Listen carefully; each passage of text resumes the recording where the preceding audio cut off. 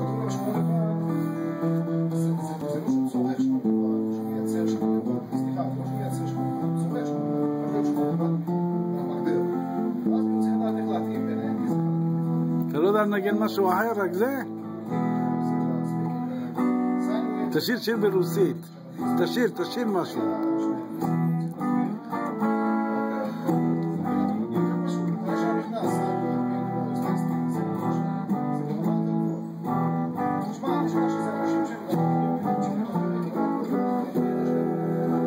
איך אתה מקליט אותי?